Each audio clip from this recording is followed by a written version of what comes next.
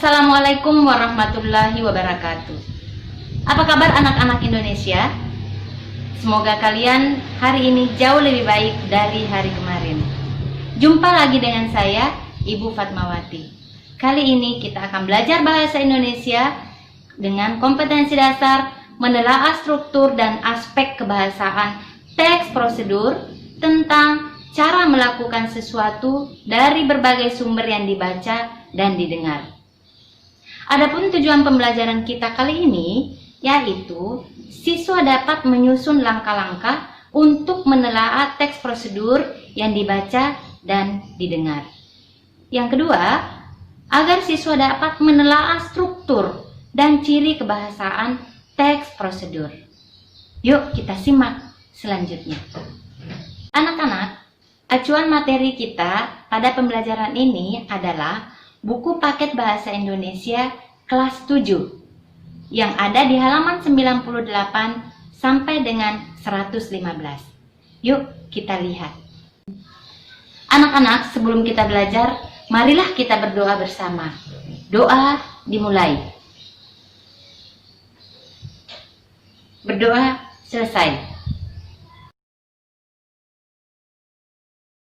Pada pertemuan sebelumnya, kita sudah memahami apa yang dimaksud dengan teks prosedur.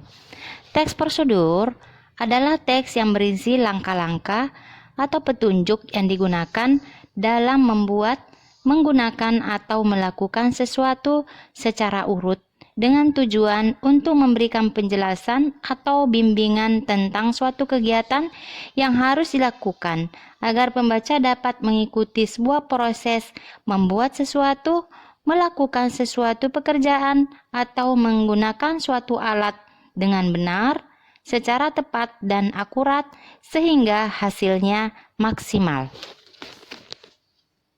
Selanjutnya, mari kita mencermati struktur teks prosedur.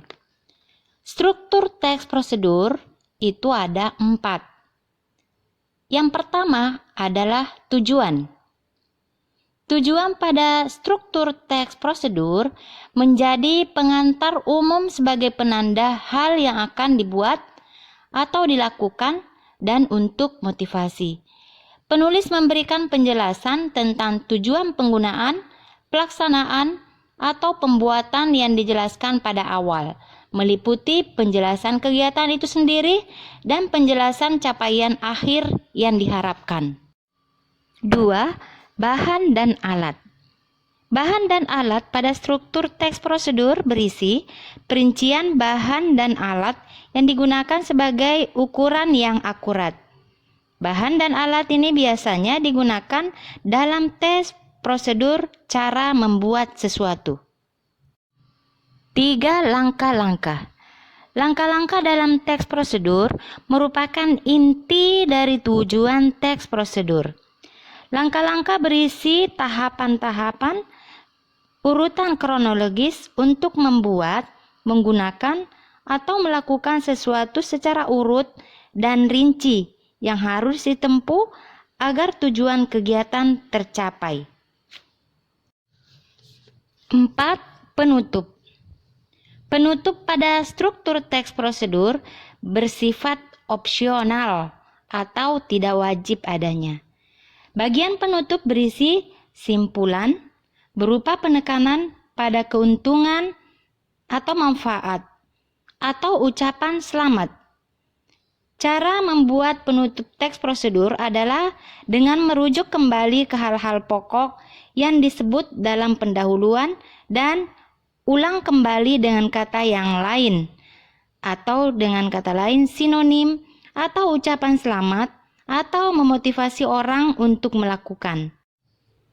Selanjutnya, mari kita menelaah pemakaian bahasa teks prosedur. Ada beberapa hal yang harus kita perhatikan. 1. Bentuk penyajian langkah. 2. Penggunaan bentuk pasif. 3. Penggunaan kriteria atau batasan. Yang keempat, penggunaan kata keterangan cara, keterangan alat, dan keterangan tujuan. Yang kelima, penggunaan kalimat saran atau larangan. Yang keenam, penggunaan konjungsi pelesapan, dan kata acuan. Mari kita simak penjelasan satu persatu. Yang pertama, bentuk penyajian langkah. Langkah dalam teks prosedur biasa disajikan dalam dua bentuk, yaitu satu, uraian paragraf. Uraian paragraf menggunakan kata pertama, kedua, ketiga. Yang kedua, penomoran pada setiap langkah dengan urutan ke bawah. Penggunaan kata penghubung pada langkah-langkah teks prosedur yaitu sebagai berikut. Yang pertama, menyatakan waktu. Misalnya, kemudian, ketika, sebelum. Yang kedua, menyatakan tujuan. Misalnya, supaya, untuk, agar. Yang ketiga, menyatakan urutan. Misalnya, pertama, kedua, ketiga. Penggunaan kalimat perintah, saran, larangan dalam langkah-langkah teks prosedur yaitu sebagai berikut. 1. Perintah. Misalnya, lakukan ini, lakukan itu. Kedua, dengan saran. Misalnya, untuk mencapai hasil terbaik, sebaiknya lakukan ini. Ketiga, peringatan. Misalnya, hindari, jangan lakukan.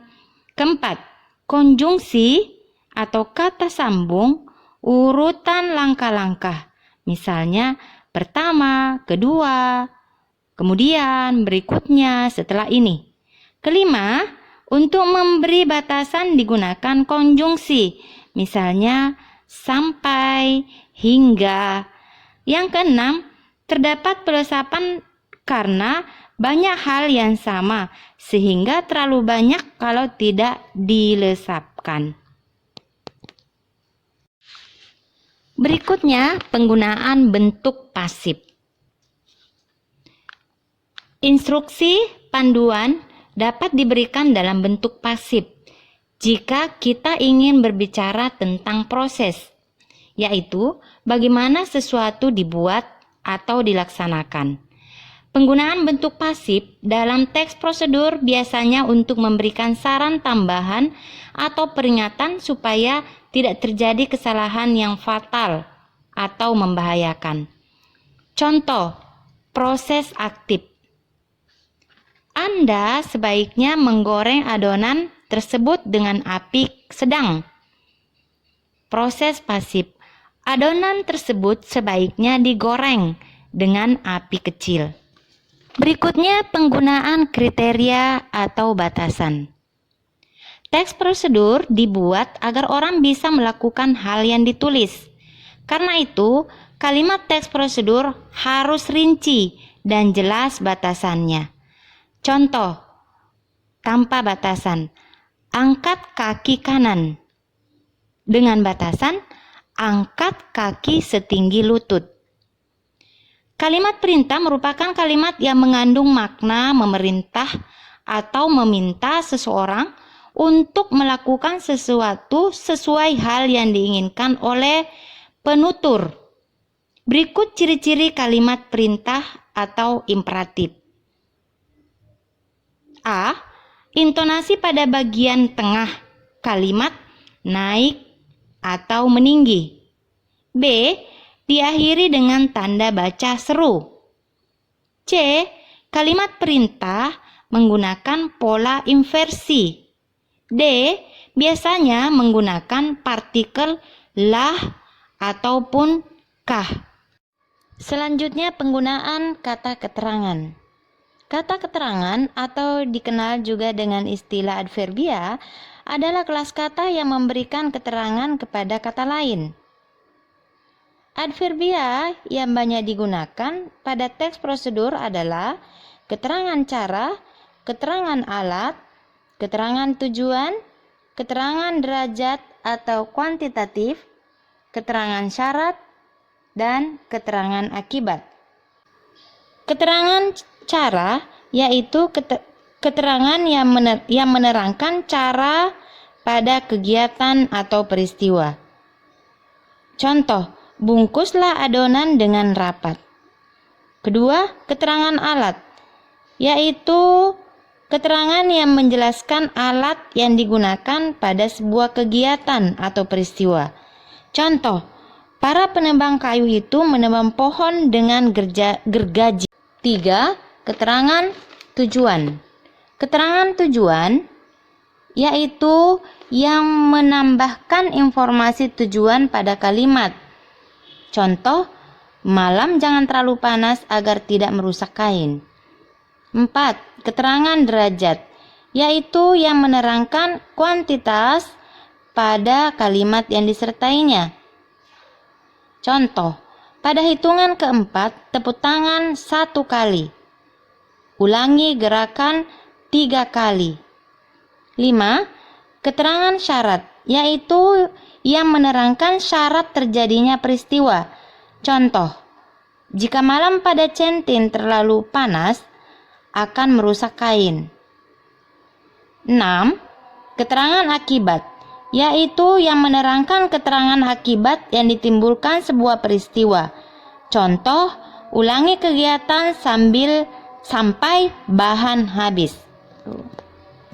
Berikutnya penggunaan kalimat saran atau larangan.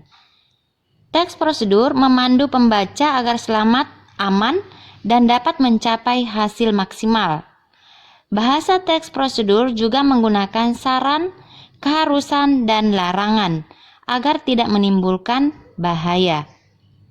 Contoh kata, jangan, sebaiknya, jika tidak, maka, hindari. Contoh kalimat, untuk hasil terbaik, gunakan bambu yang sudah dikeringkan minimal setahun. Yang terakhir, penggunaan konjungsi, pelesapan, dan kata acuan. Kalimat dalam langkah panduan dapat dihubungkan dengan konjungsi. Misalnya, kemudian, sekarang, berikutnya, setelah ini. Penggunaan konjungsi yang diulang-ulang memerlukan pelesapan. Pelesapan adalah menghilangkan bagian tertentu yang sama dan sudah disebutkan sebelumnya. Anak-anak, demikianlah pembahasan materi kali ini. Adakah yang ingin ditanyakan? Nah, untuk mengikat pemahaman kalian tentang materi yang telah dibahas tadi, maka kerjakanlah tugas berikut ini.